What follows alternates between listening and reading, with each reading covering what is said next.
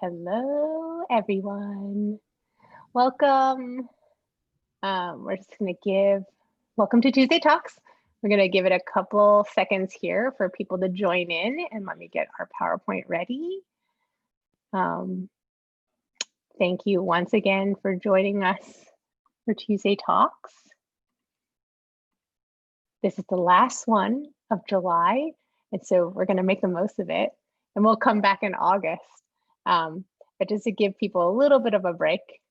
And so thanks so much for joining us once more. And I just want to start off because I know that many of you got the same news that we got about immigration and customs enforcement and kind of the news from that. And we are just as disheartened and disappointed and shocked by the news as many of you probably are. And we just wanted to kind of say up front, we all got into the business that we are in and the industries that we're in because we care about international students. We value international students. We think you contribute so much to not just our institutions, but our country. And so we just kind of want to say that up front and say thank you for continuing to send people to the US, continuing to think about not just what you can get from it, but also what you can give. We are all kind of reeling from the news and still figuring out what it's going to look like, how it's going to pan out. But I have hope because I have these wonderful colleagues sitting here with me right now. I've seen the work that they've done. I've heard the conversations that they've had. I know that they will be advocating for you internally, and people are writing letters, people are lobbying, and we're going to do our best to continue to provide what we think is a really wonderful space in higher ed.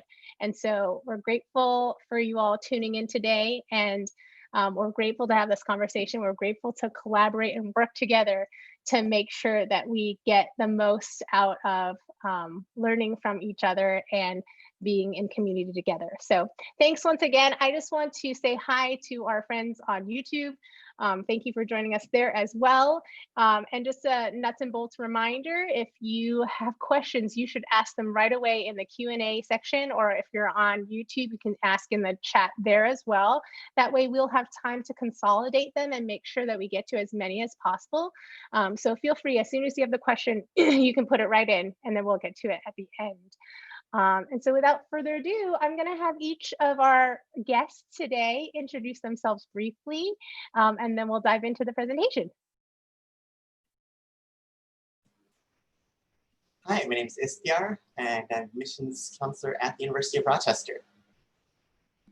Hi, everyone. My name is Jessica Schulman, and I'm an admissions counselor at Brandeis University, which is right outside of Boston, Massachusetts. Hello, everyone. I'm Scott Allen in admission at Emory University in Atlanta. Hi, everyone. My name is Emily Almas. I work in the admissions office at Washington University in St. Louis, which is in St. Louis, Missouri.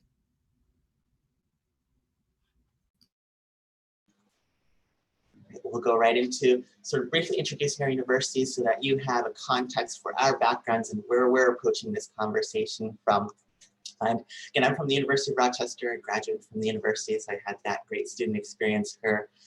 And it is, of any place I've seen an international campus. We have 120 different countries represented at our university, located in Rochester, New York. And so our city has always been welcoming and progressive in terms of people from all types of backgrounds and values. But I can say, myself and all the other colleagues on this presentation today are advocating every way possible for our international students and their needs. And so I want to mention that real briefly as I dive into the university, and location, I think, is important for almost all of our institutions, understanding where we are relative to the cities you may have heard of. Our next slide is a map of where Rochester is located. And we're in New York State, but to a lot of people that instantly means New York City. We're not in New York City. Make sure you understand that we're about 5 or 6 hours away from New York, Boston, DC. They're sort of in a radius. We're much closer to Toronto. However, Rochester still offers this medium-sized city living experience that students sometimes want to strike a balance, right? We have our own airport. They don't have to drive 5 hours from New York or 3 hours from Toronto in order to get to campus. So the convenience, museums, restaurants, activities, performances, shows, that happen in more normal times, you'll still have all of that here in Rochester. But you can see in our next slide, there's a picture of our campus relative to the downtown. Still that very classic self-contained college campus feeling, with about 5,000 undergraduates living on campus. For most of their 4 years, we are a residential campus experience.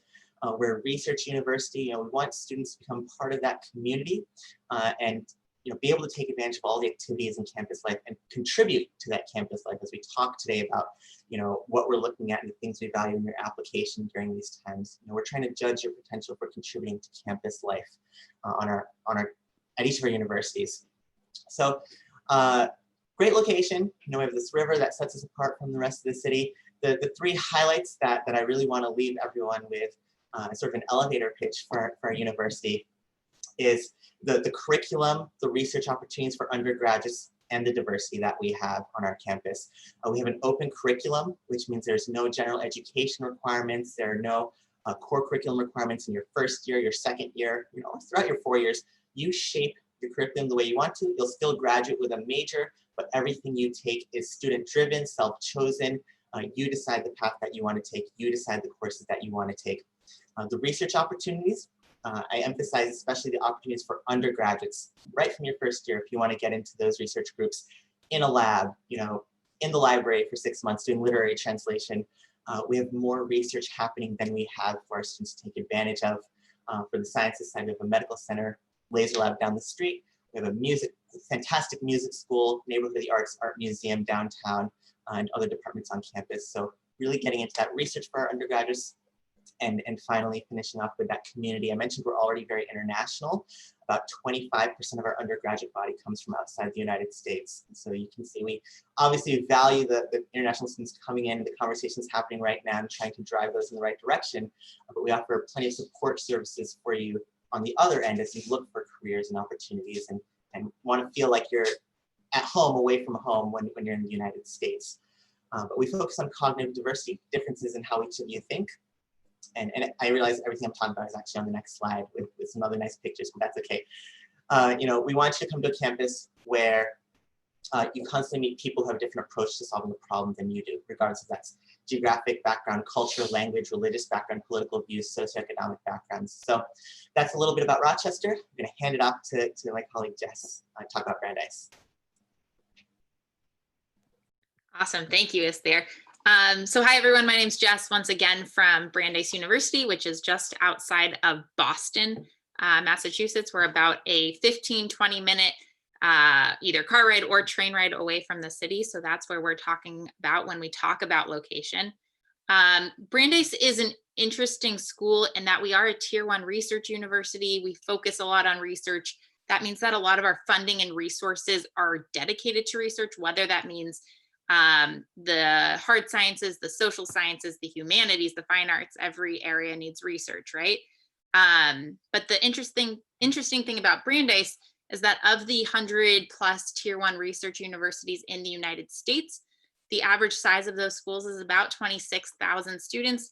Brandeis is the second smallest institution. So we have the funding and resources of a big school at the size of more or less a liberal arts college. So you're kind of getting the best of both worlds in that sense. And that really leads us into kind of our values and what Brandeis is all about. We talk a lot about a reverence for learning. Brandeis is built upon this idea of research and critical thinking and how you engage with your material in an interdisciplinary way. So a politics class is not going to be strictly politics. It's going to pull from international and global studies, from East Asian studies, from psychology, from philosophy. So you get this really well-rounded kind of experience when you're studying. And then finally, we like to emphasize a commitment to repairing the world. A lot of students come to Brandeis because they want to advocate for something. They want to change something. They want to fix something in the world, whether that's advocating for a marginalized community. Maybe you are passionate about climate change. Maybe you want to work with refugees. A lot of our students are coming to Brandeis because they want to fix something in the world, and that's a big part of what our community is all about. Looking at our numbers, You'll see that we are, again, on the kind of medium size, the smaller end of the medium-sized institutions, 3,600 undergrads plus about 2,000 or so graduate students on campus. So you're meeting people from all over the country, all over the world. Students of color make up about 30% of our campus, and international students are about 20 to 21% in any given year. So again, you're meeting people from all different kinds of backgrounds, practicing different religions, different socioeconomic statuses. That creates this really dynamic community. Going back to our commitment to repairing the world, our students love helping their communities, whether that's in the town that we live in, Waltham, Massachusetts, or going back to their home cities or anything like that. There's a ton of things to do on campus. Our clubs are completely all inclusive. Our clubs only get funding from student government if they're open and inclusive to everybody. So you're getting to try things that maybe you haven't been exposed to before. If you want to try, a dance group, you can join those dance troupes without having experience. If you want to write for the student newspaper or debate and have never had experience with those before, maybe you have lots of experience, and that's totally great too, but you're welcome to join our campus community. In that sense, it's a very inclusive community is what we like to highlight. And then finally, just to kind of wrap us up here in terms of Brandeis, our students are exiting Brandeis and finding employment in a lot of different fields. That said, a majority of our students, particularly international students, will go straight to graduate school. That 6-month post-graduation rate, we send a survey out to our students just after graduation, about 6 months out, and asking them what they're doing. Are they doing something related to their major? Are they not? And 99% of them are either working full-time in graduate school, medical school, law school, or doing Peace Corps, AmeriCorps service types of programs. Most students will complete 2 to 3 internships by the time they leave Brandeis, whether you want to do it on campus in Boston or going back to your home country or another city over the summer. And we offer funding for unpaid internships as well. So our students are super well connected. Our alumni love chatting with Brandeis students across the country, across the world. We have alums in a lot of major cities that are always willing to connect with our current students and recent alums as well. So that's a brief introduction to Brandeis. Of course, I can go in a lot of other directions, but I'm going to turn it over.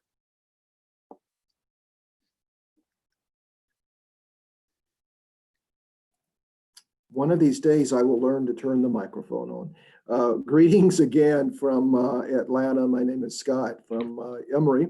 Glad to be with you today. Thank you for taking some time to share with us. Just a few points to remind you of about Emory. Certainly a brief introduction. For universities as complex as my colleagues here, 3 or 4 minutes is hardly enough time. So hopefully it's enough that you remain curious and you will go to all of our websites, all of our electronic media, and discover more, because our faculty, our students are all online waiting to connect with you. YouTube channels we all have where you can watch videos and interviews. So do that. But the things I want to point out about Emory today, very brief, 4 points. The first of which is, though we're in a big city, we're very residential, and Emory has 2 campuses, actually. We have about 50 kilometers outside the city, a smaller campus called Oxford College. It's Emory's original campus from the early 1800s. When Emory moved to Atlanta, which is the picture you see in front of you, we kept our original campus to develop it into a smaller starting point. So you may start in either place. Coming out of secondary education, you decide on the application to apply to one or the other or both, but it's all Emory, just different locations. Probably size is the biggest difference, about 1,000 students at Oxford, about 7,000 undergraduates in Atlanta. And then Oxford is in a smaller town. And of course, we're just outside of the skyscraper area of the city. But what is common to both is, and this is the most important point to remember, liberal arts, that classic sort of US way of studying. You don't come into Emory declaring majors. You've got to take a little bit of everything the first 2 years. And then around third year, that's when we ask you to narrow your interest, declare a major. And at that point, you can stay in one of the 90 programs of study within the liberal arts program, or at that time move to another school at Emory that has undergraduate study. And currently that would include the nursing school and the business school. So out of high school, broad thinking, deep curiosity, that's all we're interested in. And along the way, we'll help you narrow your focus. As I said earlier, both campuses are very residential. The campus in Atlanta is in the middle of a wooded neighborhood, very park-like. It's about 1,000 acres. Almost everyone lives here on this campus. So you're in the city, you have all the great resources of a global city like Atlanta, but you're not in the skyscraper area every day. Rather, you're on a very walkable, livable campus. And then the city we call home. It is a global place. It is home to CNN. So we are, a bad joke I'll make, Gloria, but we're used to breaking news in Atlanta. It's also home to the world's busiest airport. It has long been a place where people come to do business and other things. It's also a caring place. Atlanta has produced 2 Nobel laureates of peace, former US President Jimmy Carter, who was a professor at Emory, and then of course the late Reverend Dr. Martin Luther King, who led our nation's civil rights struggles from his hometown here in Atlanta. And Atlanta, very diverse, just like Emory. Students at Emory come from about 100 countries. In Metro Atlanta, 6 million population, about 15% have moved from other countries to be here in Atlanta, contributing, building lives. So it is a place, it is a crossroads of people from everywhere. And then the last thing I would point out, like my colleagues, Emory is a Tier 1 research university interested in discovery, great at undergraduate education, like all of my colleagues. But we also recognize that life is just not about study. We're setting you on some course to have a full life, and that means more than careers.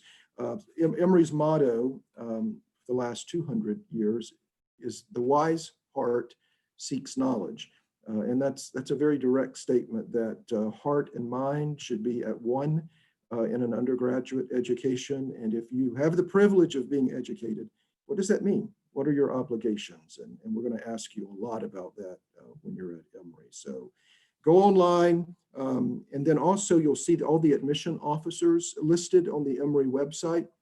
Rashmi Anand is the person who will actually read applications from India, and you can reach out to her directly.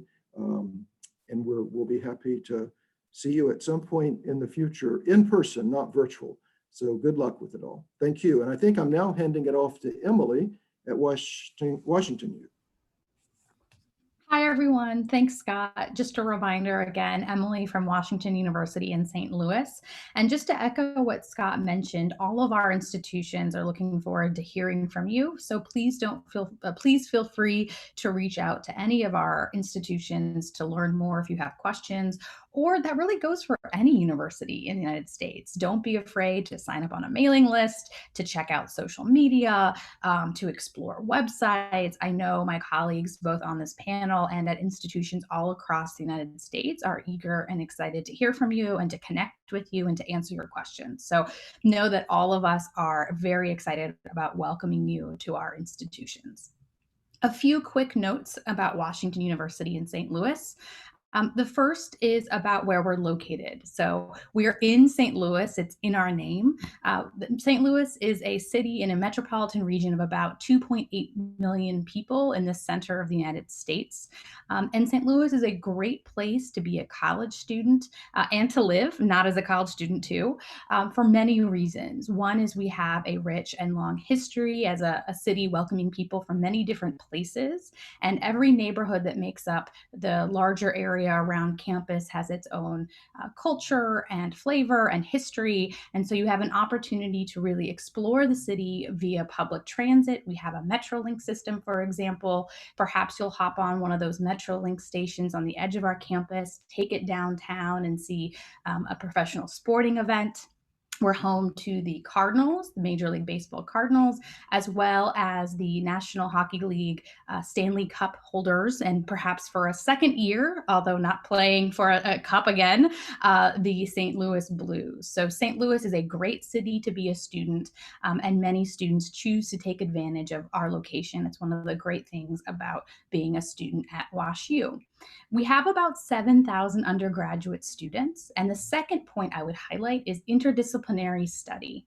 So when you apply and enroll at the university, you enroll in one of 5 different colleges. We have a College of Art, a College of Architecture, a School of Business, a School of Engineering, and a College of Arts and Sciences. So that will be your home while you're a student at WashU for your 4 years. But you'll take many different courses across the university. More than 75% of our students do something more than just major. They might double major, major and minor, even get a degree in a different school as well. So you'll really be pushed to think about what you're studying, how you're studying it, and if there are different perspectives and ways of looking and thinking about the things that you are studying. So lots of opportunity for interdisciplinary study.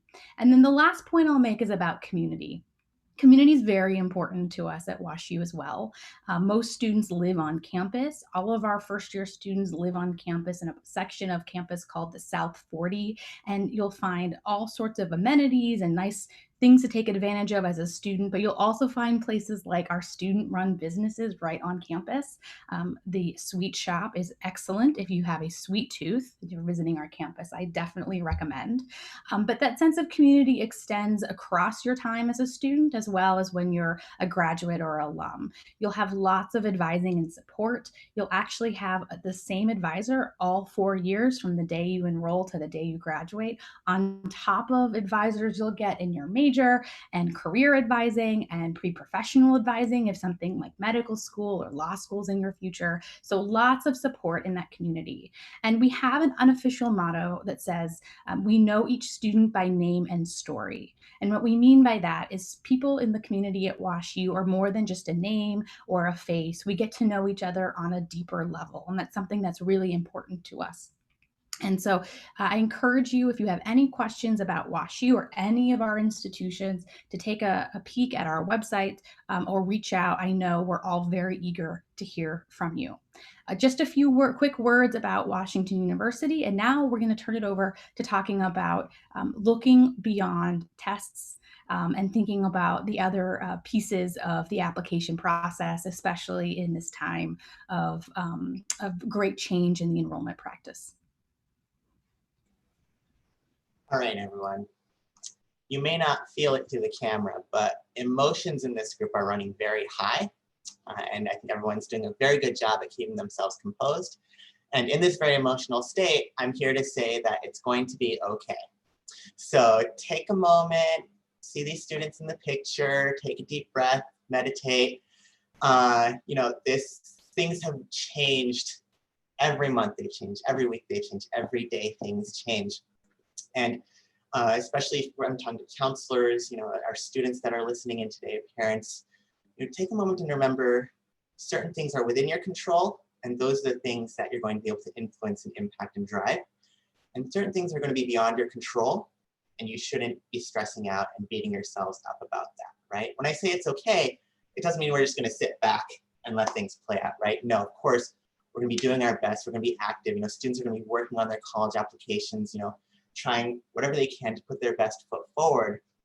But during this time, all around the world, it's okay to be upset, right? It's okay to be angry. It's okay to be disappointed, right? I think you need to step back and take care of yourself first, right? Before you're going to start rebuilding or creating a new picture or crafting a new application or changing your direction. So make sure you take that time for yourself. Right? Stay healthy, stay safe, obviously.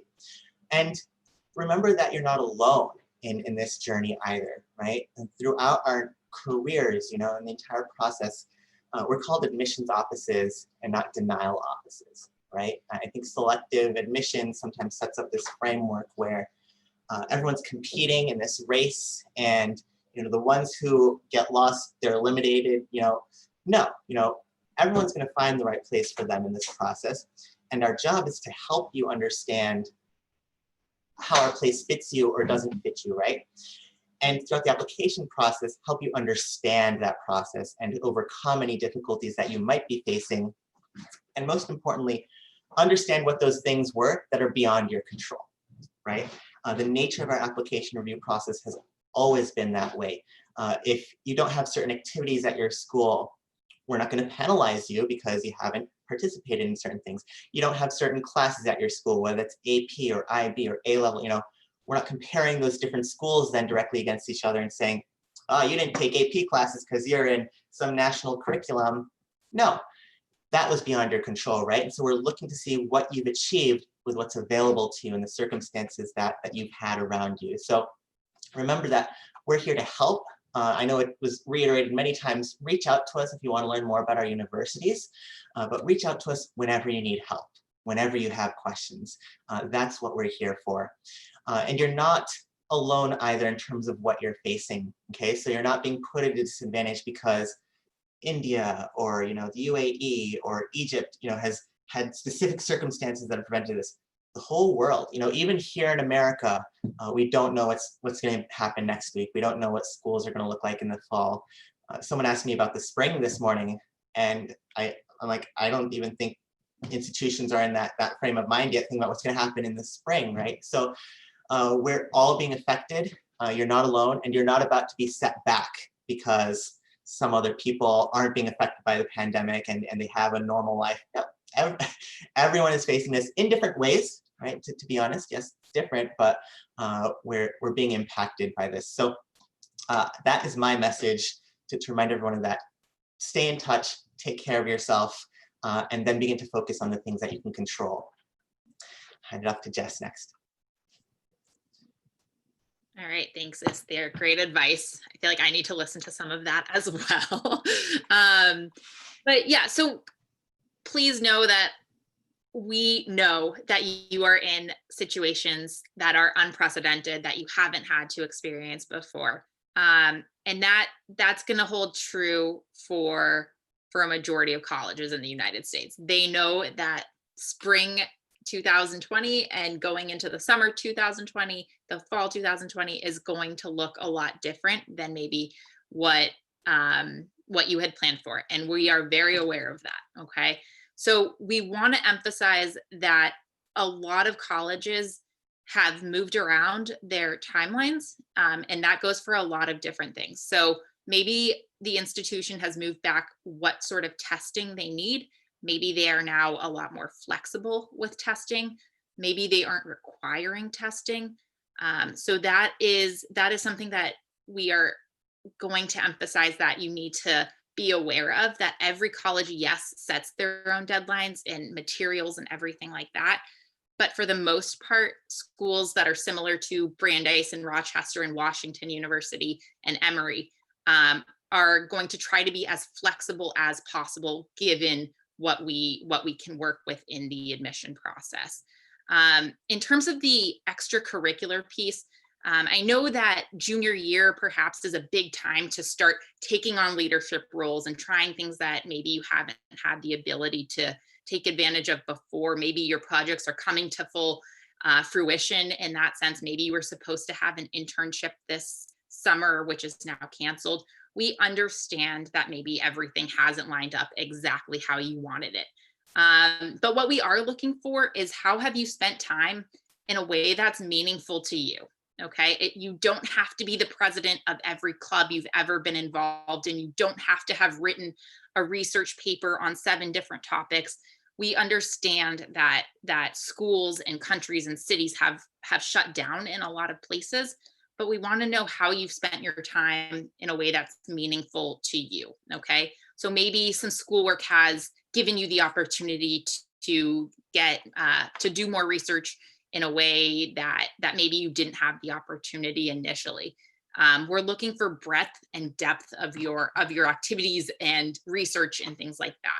So maybe you love theater, but theater has been canceled or something like that. That's okay. How have you been able to stay involved in theater? Maybe you created some different curriculum for students who don't have access. Maybe you've watched a lot of theater and thought about it in a different way. That's okay. Okay. We know that your plans have been impacted, particularly in the past 6 months or so and leading up until applications.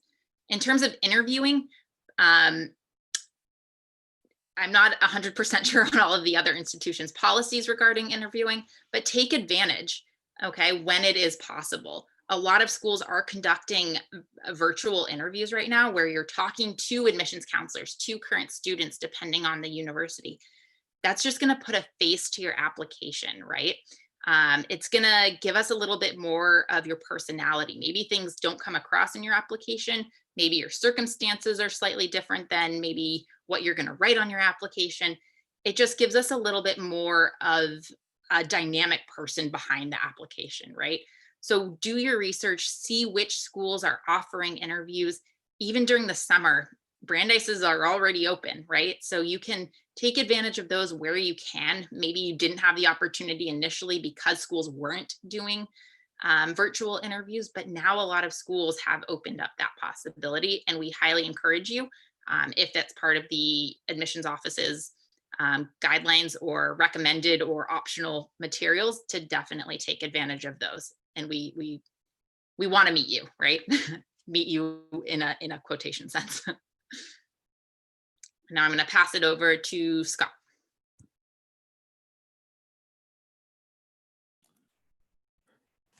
I'm going to leave my microphone on all the time, Gloria.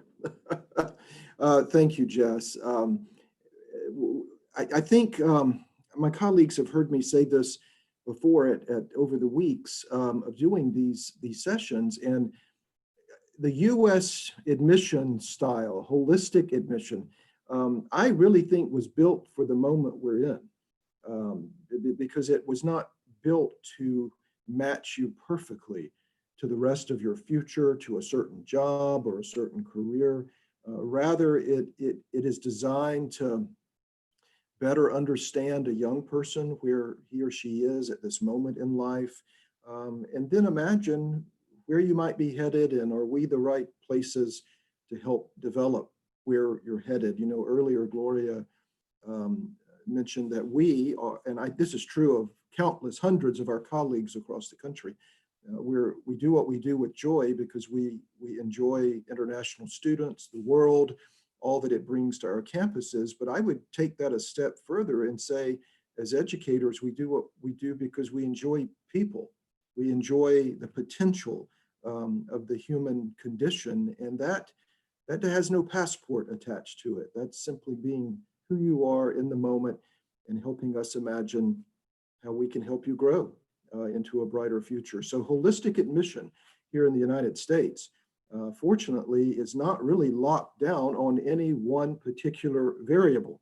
We're looking at everything, which really, I believe, sort of saves the day here, because in this session, we're focused on extracurriculars and what happens when you can't do things in person.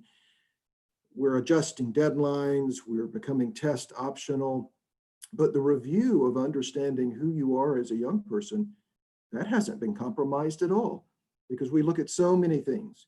Your obviously your curriculum, the essays you're going to write for us, the recommendation letters, which are all important, along with all the personal characteristics that you wish to share, and the diversity of experienced admission people who read your files, who understand and frankly still remember what it is like at this moment in life.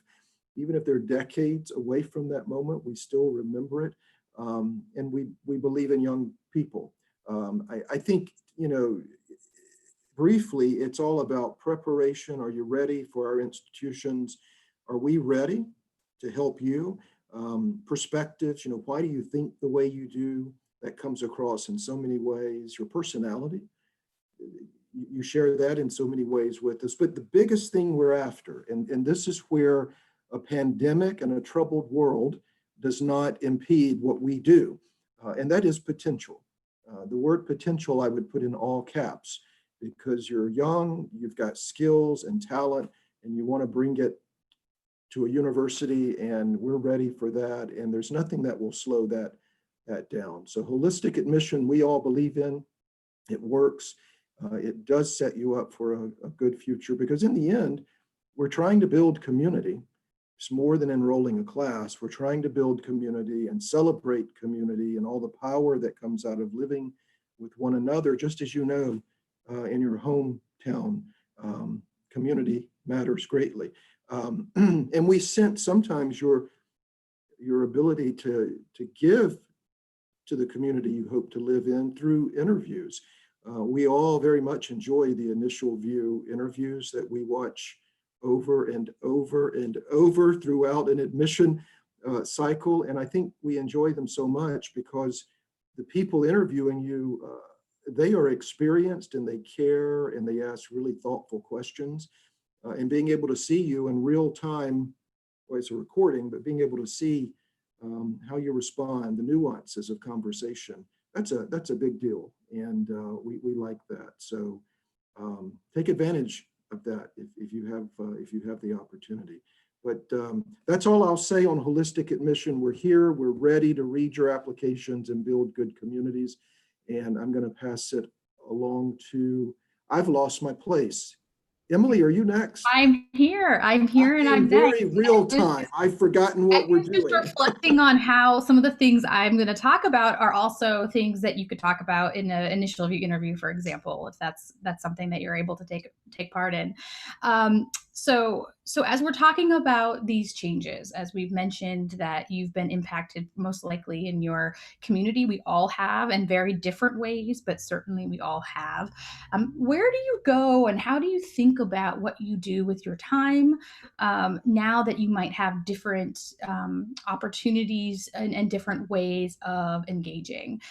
The first thing I would mention is I think it's important to remember that how you spend your time doesn't necessarily have to be official or organized. So if you were participating in extracurriculars through school, that might be something you have at your school, it might not be. But if you were or in your community, and now those opportunities are no longer operating because of conditions where you live, that's okay. We understand. And what's really important is that you take this time to think about what's important to you. What are the things you're really excited about? What are the things that you want to know more about? This could be a really great moment to do some self-reflection and thinking, and also a really great opportunity to think local. So perhaps you had plans or intended to do something in a different place or in a larger scope and now that you're we're all dealing with the circumstances of pandemic and that's not possible anymore, that's okay. You can have as much of an impact, if not perhaps even greater, in your local community as if you were having planned to do on a different level or scope. So I think take this moment, think about how you want to be engaged and where might that lead you. I think our next slide has some ideas and some questions that you might want to consider. So what makes you happy? Is there a way to incorporate that in what you're doing? Maybe you love to read. This could be a great time to read for pleasure or to teach yourself something or to learn a new language. Maybe there's something you've always wanted to try. Maybe you're a budding artist and this is a moment to see what your artistic talent looks like. Try out things if you're interested and if you want to do that, but also take a little bit of pressure off. Understand that if you were involved in lots of things before, you don't have to replace all of them with things that you are doing now.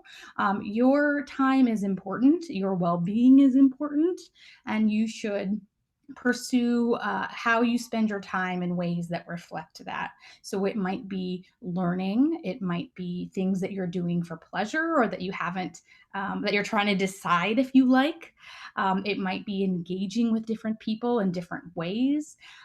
Is there an opportunity to explore something you're interested in a different or new way? Maybe you are really excited about doing research in a particular area, and now that opportunity is not available to you. Is there a way you could take a free online course in a related subject and continue to build that excitement for you if you want? I also just want to be clear again, you don't have to replace the activities you were doing before with similar or alternative items. You should take this moment to reflect on what makes you happy. And also we understand that there are different circumstances for every student. So you might have increased responsibilities at home. You might have a change of plans regarding where you're living or who you're living with. You might have other constraints on your time. So think of this as a great opportunity to explore your own interests and talents and personal experiences.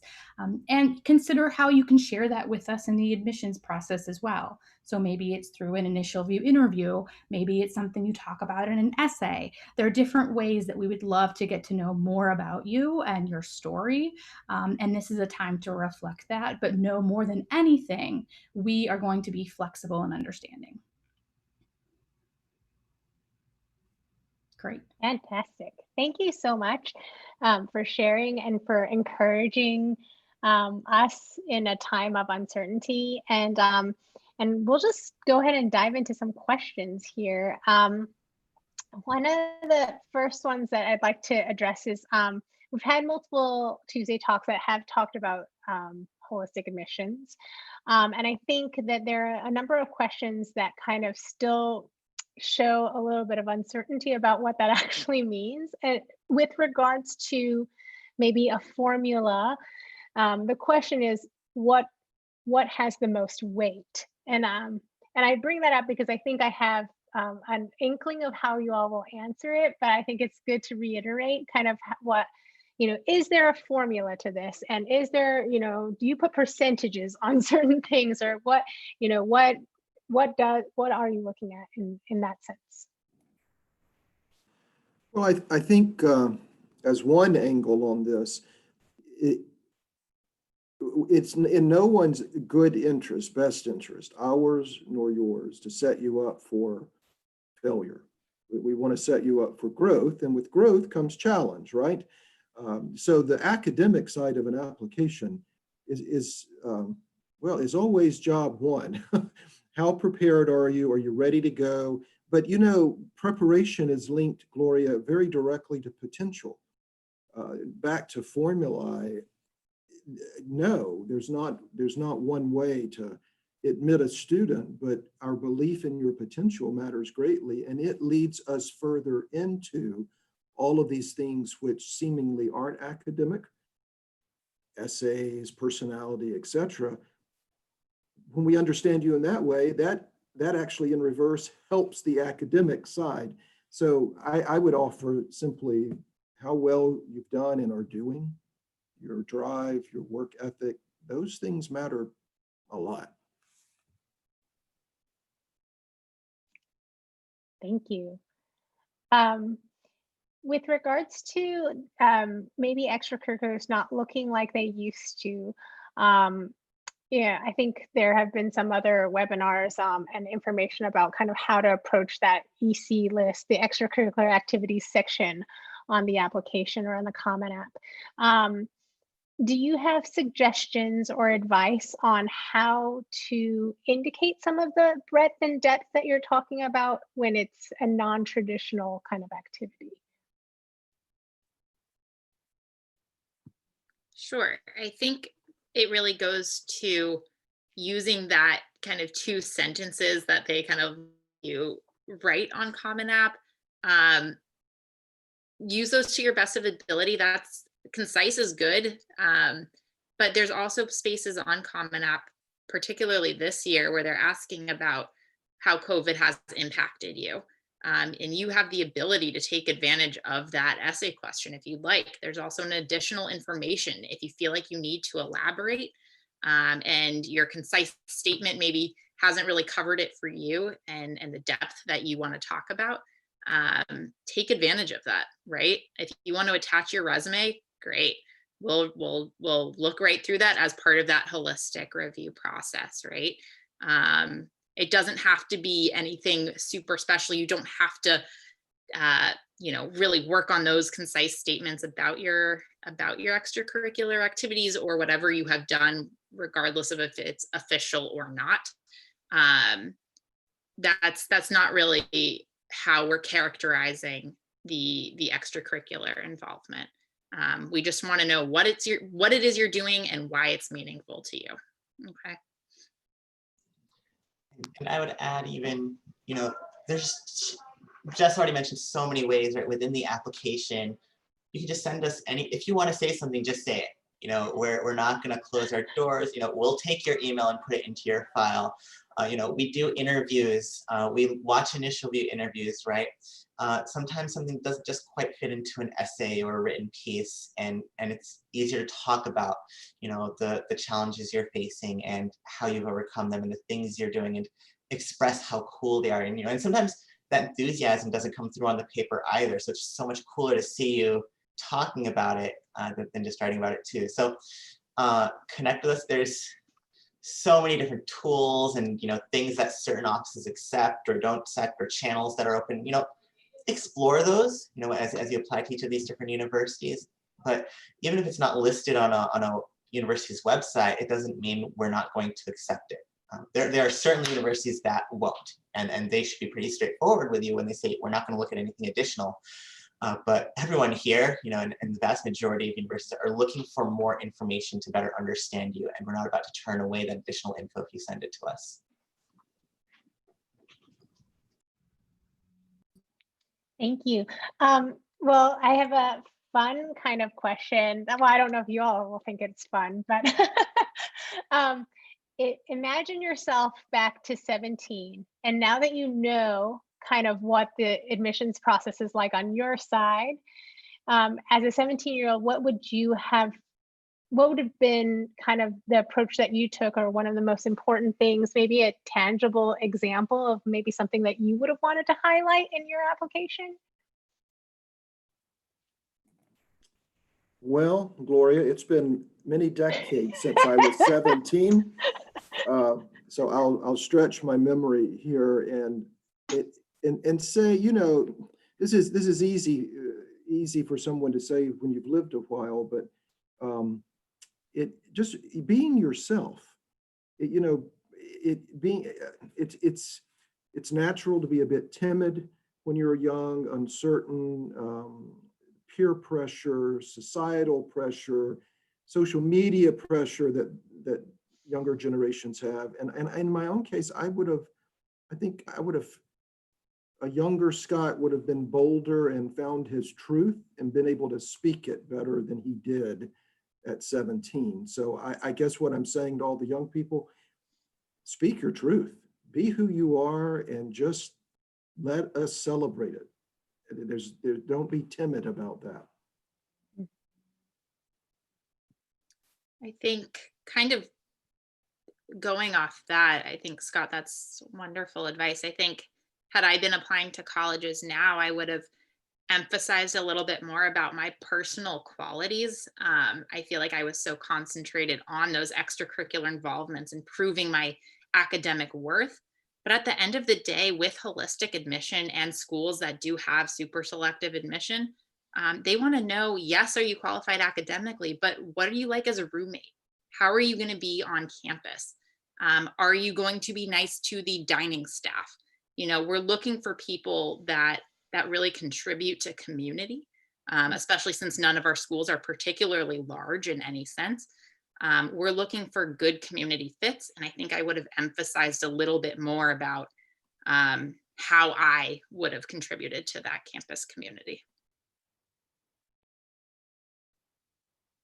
Great, thank you.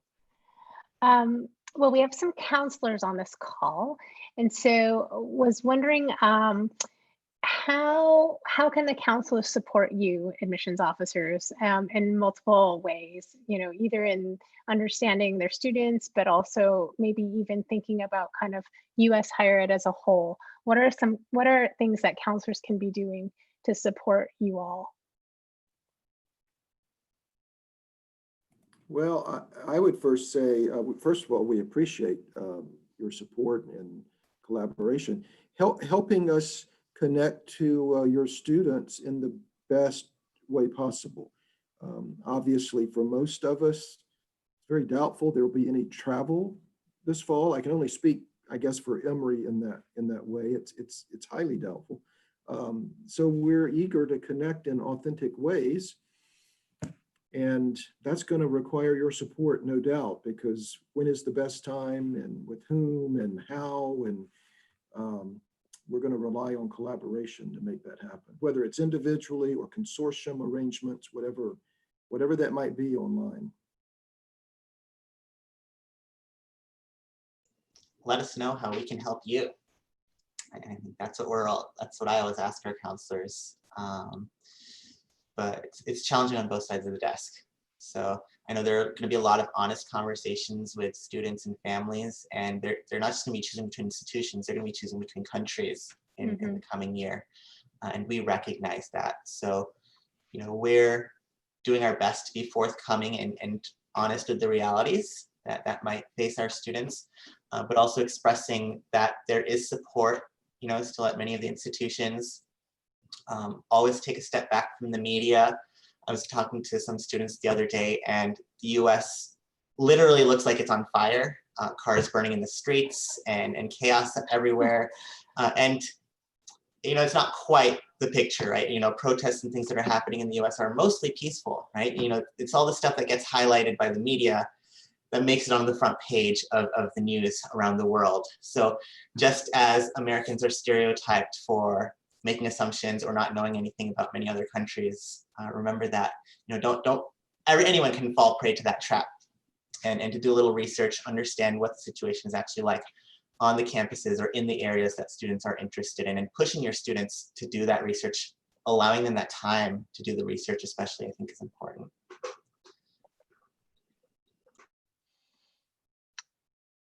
Great, thank you. And I would add, there are, each of us are kind of involved in International ACC, for example, and some other networks. And if you are a counselor and not yet plugged into one of these networks, it would be good for you to look into plugging in, because these dialogues are important. There is a question about, how can we band together with a response, to kind of this latest news that we just briefly addressed in the beginning.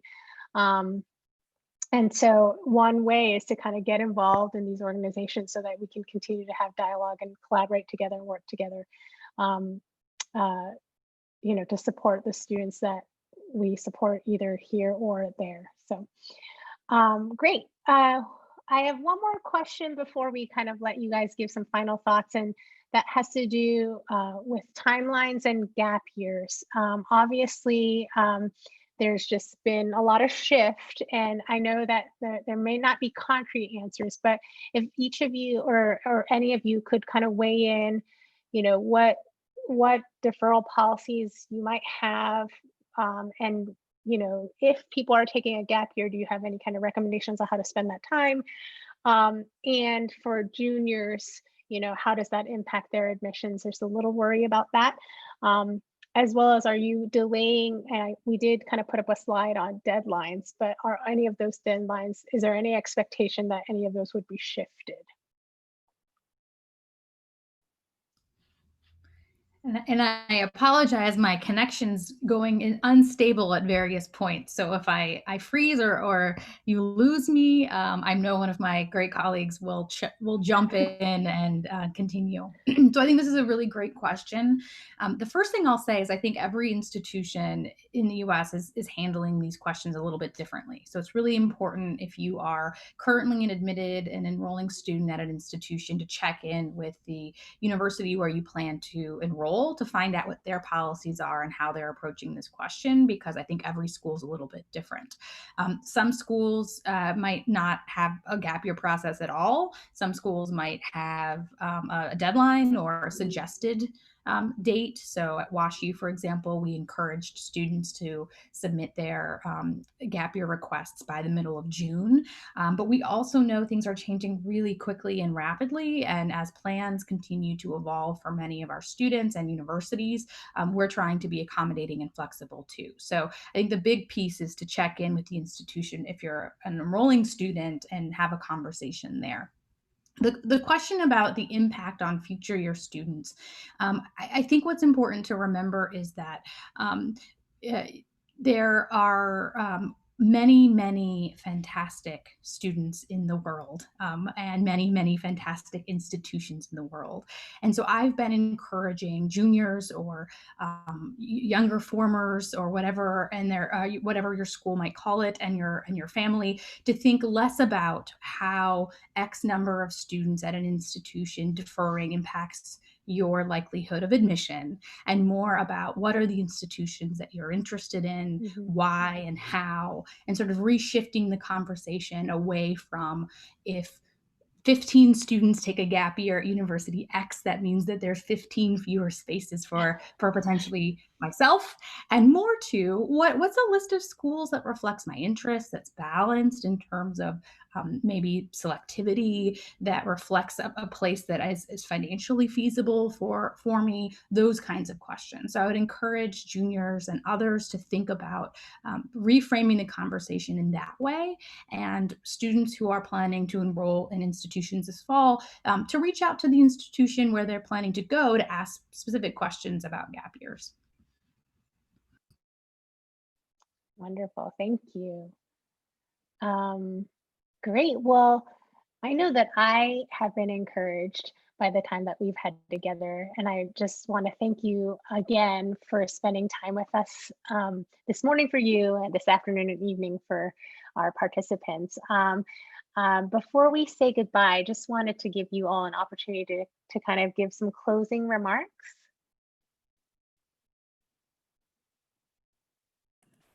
I think probably close as we started, and that is, life is good. It'll be better and brighter, and this will all be okay. We'll come out of this as a world and be okay. Tough times don't last, tough people do. I think this is just a small blip maybe in your college experience. Maybe it's not what you expected, but you're still going to have, to whatever degree possible, a wonderful experience in college. And maybe it's not the typical 8 semesters that you envisioned, but if it's 1 semester, a full year, you still have the majority of your college experience ahead of you in a maybe hopefully way that you imagined.